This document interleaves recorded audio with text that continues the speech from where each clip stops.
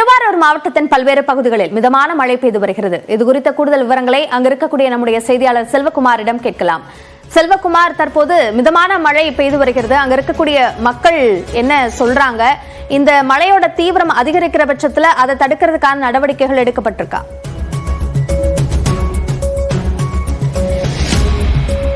வங்கக்கடலில் ஏற்பட்டிருக்கக்கூடிய காற்றழுத்த தாழ்வு மண்டலம் அதிதீவிர மண்டலமாக மாறுவதற்கான வாய்ப்பு இருப்பதாக வானிலை மையம் அறிவித்திருக்கிறது. இந்த சூழ்நிலையில் டெல்டா மாவட்டங்களான திருவாரூர், மயிலாடுதுறை, நாகப்பட்டினம், காரைக்கால் ஆகிய பகுதிகளில் இரவு முதலே மிதமான மழை பெய்து கொண்டிருக்கிறது. இப்போதைய நிலவரப்படி பார்த்தால் ஒரு பச்சை பசேல் என்று இருக்கக்கூடிய சூழல் 9 மணியாக இருந்தாலும் கூட இன்னமும் ஒரு பனிமூட்டம் இருந்து கொண்டே இருக்கிறது. ஒரு பக்கம் மெல்லிய ஒரு மிதமான சாரல் மழையும் பெய்து கொண்டிருக்கிறது.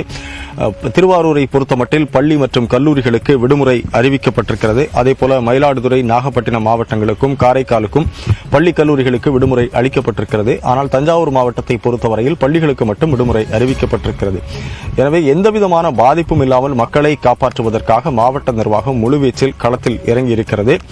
அந்த வகையில் பார்க்கிற போது தேசிய பேரிடர் மீட்பு படையினர் அரக்கோணத்தில் இருந்து புறப்பட்டு காலை 7 மணிக்கே அவர்கள் காரைக்கால் வந்தடைந்திருக்கிறார்கள். திருவாரூரை பொறுத்தமட்டில் மாவட்ட நிர்வாகத்தின் சார்பில் படகுகள் உள்ளிட்ட அத்தியாவசிய பொருட்கள், மீட்பு பொருட்கள் அனைத்தும் தயார் நிலையில் வைக்கப்பட்டிருக்கின்றன. எந்தவித பாதிப்பும் இல்லாமல் தாழ்வான பகுதிகளில் இருக்கக்கூடிய மக்கள் ஒருவேளை தண்ணீர் அதிகமானால் அவர்களை பத்திரமான இடங்களுக்கு கொண்டு வந்து நிவாரண முகாம்களுக்கு கொண்டு வந்து சேர்த்து அவர்களுக்கு தேவையான உணவு உள்ளிட்ட பொருட்களை வழங்குவதற்கான ஏற்பாடுகளும் செய்யப்பட்டிருக்கிறது. ஒட்டுமொத்தமாக ஒரு ரம்மியமான சூழல் இந்த 4 மாவட்டங்களிலும் இருக்கிறது. ரெட் அலர்ட் விடுக்கப்பட்டிருக்கக்கூடிய சூழ்நிலையில் மக்கள் இன்றைக்கு தங்களுடைய இயல்பு வாழ்க்கையிலிருந்து சற்று பாதிக்கப்பட்டிருக்கிறார்கள் என்பதுதான் நிதர்சனமான உண்மை. பள்ளி கல்லூரிகளுக்கு விடுமுறை அளிக்கப்பட்டாலும் கூட காலையிலேயே மழையில் குடைபிடித்தபடி அலுவலகங்களுக்கு செல்லக்கூடிய மக்களை பார்க்க முடிகிறது. ஆனால் பயிர்கள் என்பதுதான் டெல்டா மாவட்டங்களுடைய உயிர் நாடியாக இருக்கிறது. அந்த பயிர்கள் தண்ணீரில் மூழ்கிவிடுமோ என்ற ஒரு கவலை விவசாயிகளுக்கு இருந்து கொண்டிருக்கிறது. இருந்தாலும் கூட இன்றைக்கு திருவாரூர், மயிலாடுதுறை, நாகப்பட்டினம், காரைக்கால் ஆகிய பகுதிகளுக்கு ரெட் அலர்ட் விடுக்கப்பட்டாலும் ஒரு பக்கம் தஞ்சை மாவட்டத்திற்கு ஆரஞ்ச் அலர்ட் விடுக்கப்பட்டிருக்கிறது. எனவே இதுவரையில் இருக்கக்கூடிய சூழலை பொறுத்தமட்டில் ஒரு ரம்மியமான இதமான கால சூழ்நிலை தான் இருந்து கொண்டிருக்கிறது. ஒருவேளை 11 மணிக்கு மேல் இந்த மழையினுடைய அளவு அதிகரிக்கக்கூடும் என்று வானிலை மையம் கணித்திருப்பதன் காரணமாக மீட்பு படை, மாவட்ட நிர்வாகம் அனைத்தும் களத்தில் தயாராக இருந்து கொண்டிருக்கிறார்கள். விவசாயி ஒருவர் இருக்கிறார். இந்த மாவட்டத்தை பொறுத்த வரைக்கும் ஏற்கனவே ஒரு 6 ஆண்டுகளுக்கு முன்னால கஜா புயல் வந்தது. அப்போ பாதிப்பு இருந்ததா? ரொம்ப பாதிப்பு சார், ரொம்ப பாதிப்பாக இருந்துச்சு. மக்கள்லாம் ரொம்ப அவதிப்பட்டு ரொம்ப இதாக இருந்தாங்க.